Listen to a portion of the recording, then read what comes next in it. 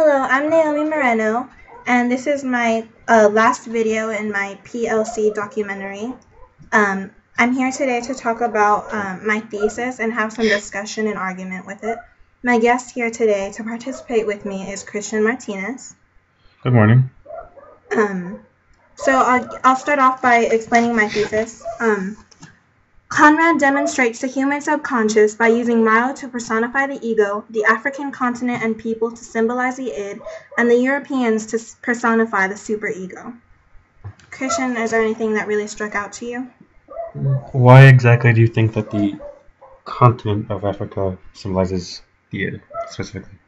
At the very beginning, not at the very beginning, when Marlowe reaches Africa with, on the ship, he sees that, everything there is very underdeveloped, that it's wild, it's not civilized at all or developed, like England, where he's from. And it's almost like the whole continent is, still developing like a child or like a baby, like the id, if that makes sense. Yes. And the Europeans? The Europeans are like the superego, because every time there's a European that's mentioned in the book, they're always talking about some type of standard, the Pilgrims. They were from Belgium, I suppose, and they threw away the rotten meat of all the Africans because they didn't think it was normal to be eating rotten meat. They're normal to eating, food from their country. They weren't really used to it, and so they had that standard that you can't eat something that's not what they eat.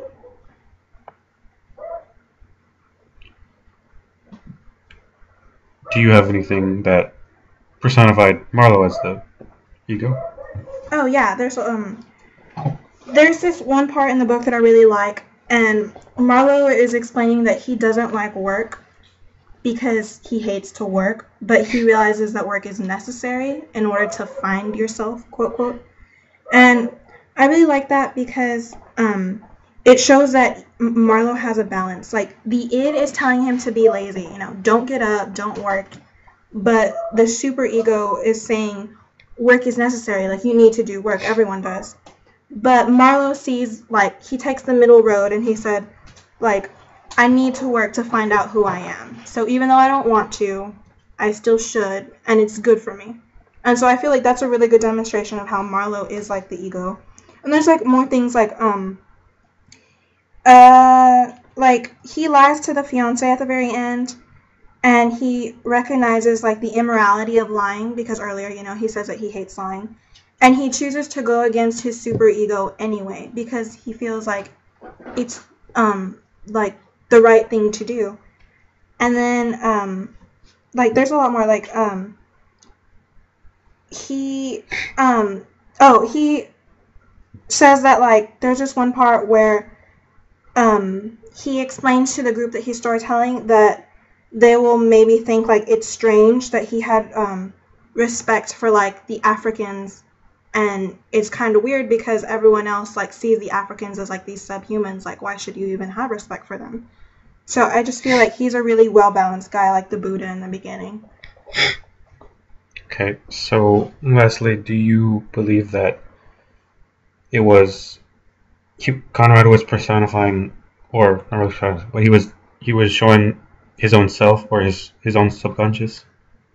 I feel he really was, because I feel Heart of Darkness is pretty much autobiographical, almost. He intended it that way.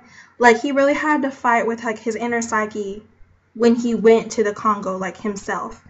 And I feel being a scholar, he recognized that he had these three parts of his subconscious, and that he was able to recognize it when he went on his trip. So if that's all, yeah, thank you. Thank you.